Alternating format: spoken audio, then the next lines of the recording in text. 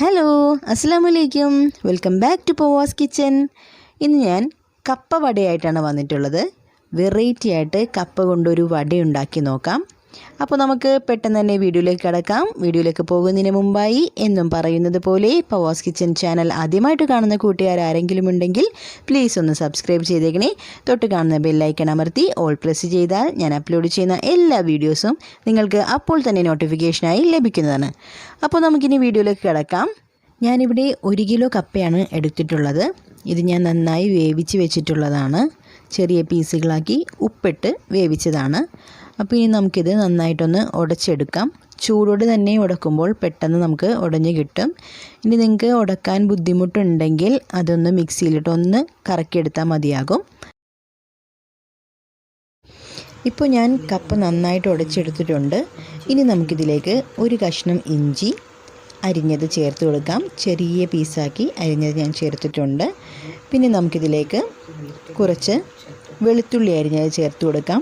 കപ്പയായതുകൊണ്ട് കുറച്ച് കൂടുതൽ തന്നെ വെളുത്തുള്ളി ഞാൻ എടുത്തിട്ടുണ്ട്. ഇനി നമുക്കിതിലേക്ക് 4 പച്ചമുളക് അരിഞ്ഞത് ചേർത്ത് കൊടുക്കാം. ചെറുതാക്കി അരിഞ്ഞതാണ്, അത് നമുക്ക് ചേർത്ത് കൊടുക്കാം. എരിവനുസരിച്ച് നിങ്ങൾക്ക് പച്ചമുളകിൻ്റെ എണ്ണം കൂട്ടാവുന്നതാണ്. പിന്നെ ഒരു ചെറിയ സവാള കൊത്തി അരിഞ്ഞെടുത്തിട്ടുണ്ട്, അതും നമുക്കിതിലേക്ക് ചേർത്ത് കൊടുക്കാം. പിന്നെ ഞാൻ 1/4 ടീസ്പൂണോളം ഉപ്പ് ചേർക്കുന്നുണ്ട്. നമ്മൾ കപ്പ ഉപ്പിട്ട് വേവിച്ചതാണ്, അപ്പോൾ അതുകൊണ്ട് ഞാൻ 1/4 ടീസ്പൂൺ ഉപ്പേ ഇടുന്നുള്ളൂ. പിന്നെ 1/4 ടീസ്പൂൺ മഞ്ഞൾപ്പൊടിയും 1/4 ടീസ്പൂൺ മുളക് പൊടിയും 1/4 ടീസ്പൂൺ ഗരം മസാലപ്പൊടിയും ചേർത്ത് കൊടുക്കാം. ഇനി നമുക്കിതിൽ ചേർക്കേണ്ടത് അരിപ്പൊടിയാണ്. ഞാനിവിടെ 3 വലിയ സ്പൂൺ അരിപ്പൊടിയാണ് ചേർക്കുന്നത്.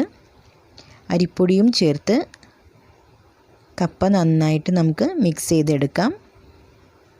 നന്നായി ഒന്ന് കുഴച്ചെടുക്കാം.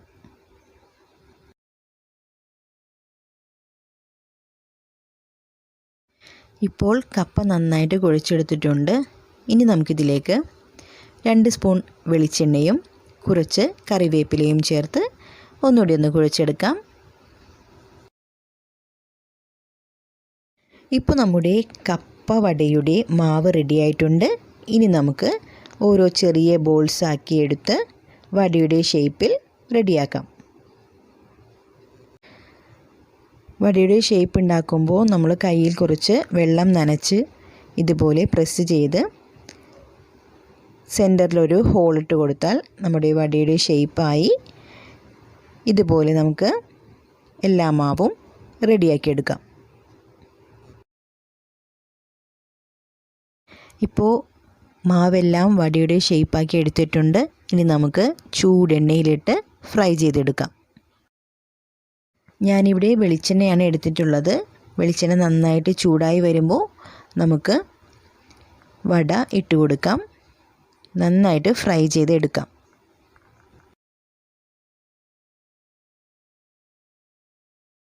രണ്ട് സൈഡും നന്നായിട്ടൊന്ന് ഫ്രൈ ആയി വരുന്നത് വരെ തിരിച്ചും മറിച്ചും ഇട്ട് കൊടുക്കാം.